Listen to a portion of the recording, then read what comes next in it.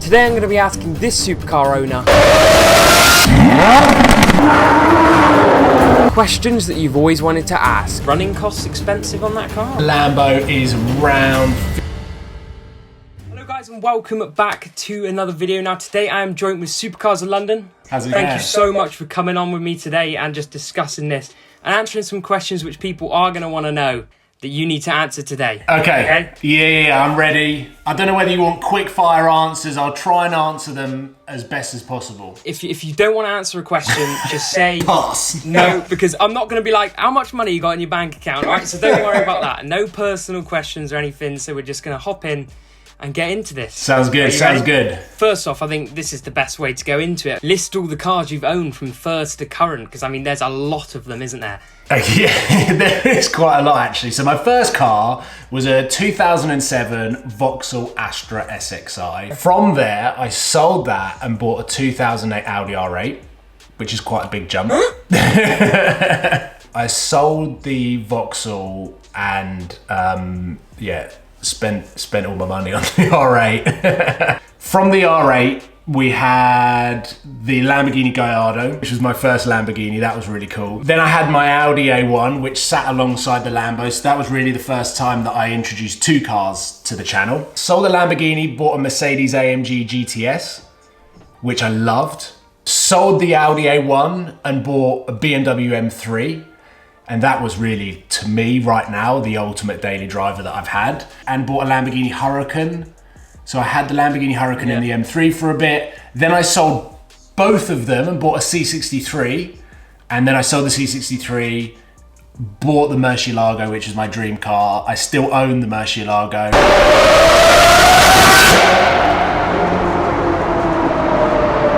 In that time that I've owned that, I've had a BMW M2 competition and a Nissan GTR, which I have now.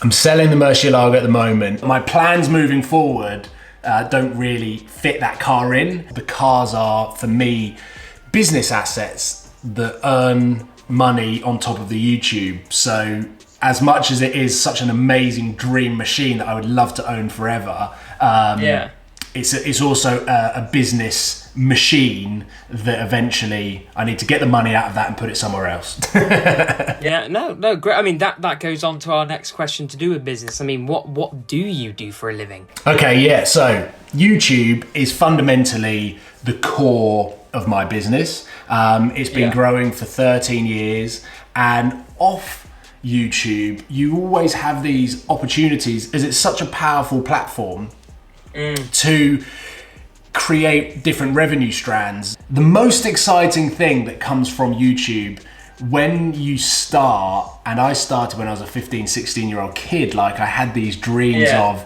owning these amazing cars.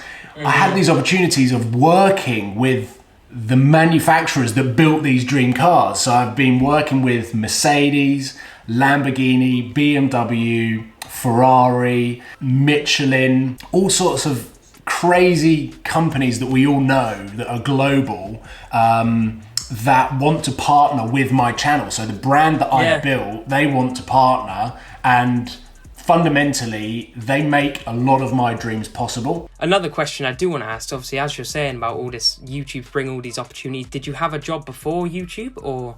Yeah, so I started my YouTube journey, I would have been about 15, so I was quite young, but I was doing paper rounds. I was working in a couple of stores. So I worked in Next. I got a job there. I was selling sofas. Lovely stuff. Yeah, super glamorous. All at the same time, I was doing the YouTube videos, and then I went to university when I must have been 19 when I went to uni, and did that for 3 years. And as soon as I came out of university, all I wanted to try and achieve was to create a sustainable income on YouTube. Did you ever think there was going to be a part in YouTube which wouldn't be in a career? Like, did you ever doubt, you know, when you went in to try and do it full time, were you ever worried that it wouldn't work out?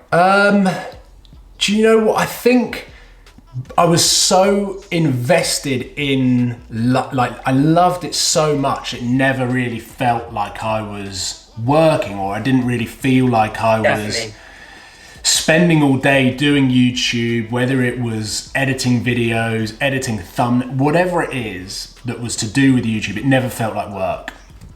So I never looked back and never thought, oh, I wonder what would have happened if that didn't work. I was just so fixated and focused on, and I loved it so much, that I was just committed 150%. This is really funny because exactly what you're saying is exactly my mindset. I feel like I'm in the position you were years ago, and now I'm kind of living it because obviously I have the same work mindset as you. It's 100% like an obsession. Yeah. But a really, really good obsession to have. Like, you can be addicted to a lot of things, and to be addicted to work is not a bad thing. No, definitely. So I mean, going back to like the supercars and stuff, what age were you when you got your first supercar, the Audi R8? Maybe 23. So the way that I work it out is I bought my Lamborghini just before my 25th birthday because it was a big milestone of mine. I wanted to own a Lamborghini before I was 25. It was the weirdest goal ever. And I didn't know how I was going to do it. I just kept saying, I'm going to have a Lamborghini by the time I'm 25. Yeah. So, but then I had the R8 a year and a half before that, so I would have been 23. Were you, when you had that car, were you ever scared that financially you wouldn't be able to afford it? It was the weirdest feeling ever when I bought that car and I actually went to collect it, because I was there, I was filming the video, the reveal of my first supercar. And that was exciting. So the part of actually filming the collection was so exciting. And as I was driving away, the financial responsibility that I'd just taken on was really like in me. And I was so scared because it was such a big risk to basically put all of my money in. And basically that R8 was financed. It wasn't like I just piled a load of money in. Yeah. So the finance payments were coming out of my bank account every month, whether I liked it or not. And that to me was a real financial commitment. Scary. That, it did scare me, but gave me that sort of hunger in my belly to know every single month, I've got to do this. And that's kind of what kept me going. Yes, I mean, were the running costs expensive on that car? Because I remember you're quite open about it, aren't you? On all your videos, you do cover. Yeah, I love talking about the running costs. I love talking about the finance costs because I think it's interesting, and also just being like completely transparent and honest. The R8 wasn't that expensive to run. Obviously, it was the worst car I'd ever experienced on fuel. It was relatively cheap, shall we say, for an Audi R8. How much would you mind if you don't have to answer, but per month, if you consider finance, insurance, fuel, and general running costs, I reckon I was probably spending 1,600 to 1,700 quid a month on the R8. Wow. I reckon so. Wow. That's a number which I'm like, I don't know whether I should be shocked or like not about. After selling the car and getting the money in my bank, it probably cost me less than 300 quid a month to own the R8 completely. So there are very clever, cost-effective ways that you can own cars by buying them at the right price and selling them at the right price. Yeah. I mean, have you got any tips for obviously people who are going into finance? Because am I right saying that you finance, is it all of your cars or? Yeah. So all of my cars are financed through Magnitude Finance. The best thing that you can do is buy cheap and just try and sell for as much money as you can. So I always try and buy a really cheap car, which isn't necessarily the car I really want. So I never really wanted a white Lamborghini. It wasn't really a thing, but I knew that I could wrap it. So when the opportunity came up to buy my first Lamborghini, which was the white car, I was looking at it and I was like, it's not really how I envisaged owning my first Lamborghini or even any Lamborghini, but it's such a good deal.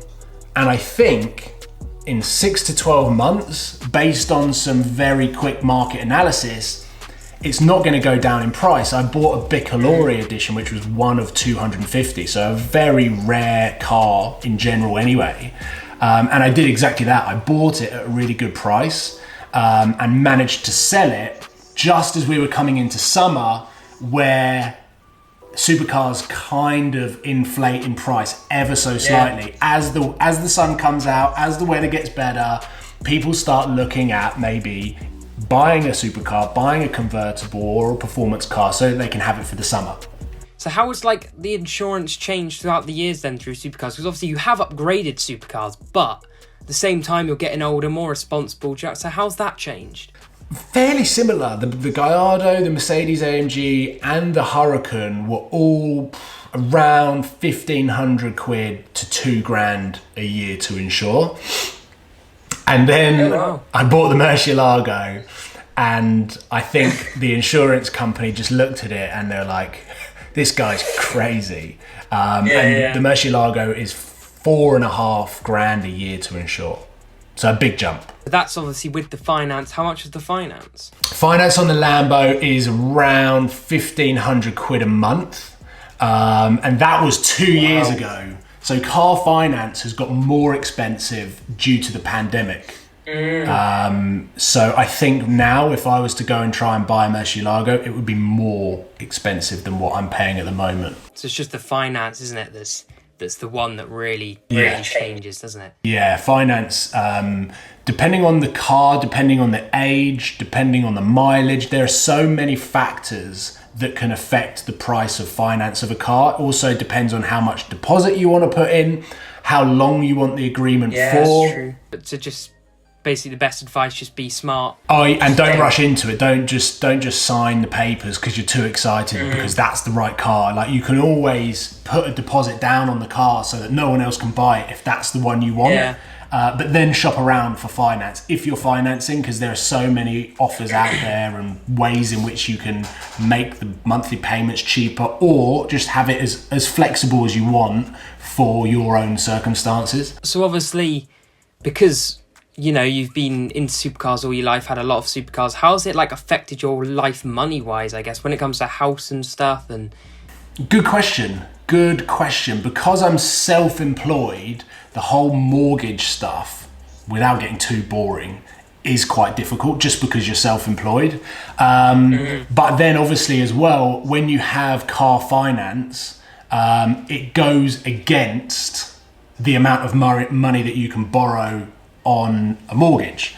So if I had the Lamborghini, the Nissan GTR, and the cars that I've got at the moment, and then went and tried to get a mortgage, they'll be like, well, your financial commitments on the cars are X amount of money. Therefore, this is how much you can borrow, which would be much less than if I went there with no cars on finance and was like, look, this is how much money I earn. I own my car outright.